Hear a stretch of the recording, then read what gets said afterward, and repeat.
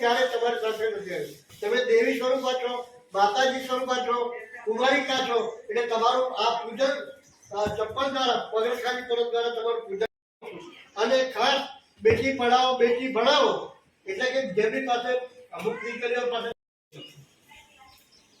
આ માટે અનિલભાઈને વાત કરું છું. વાલીને સમજાવજો. બાળકો શું વાલીને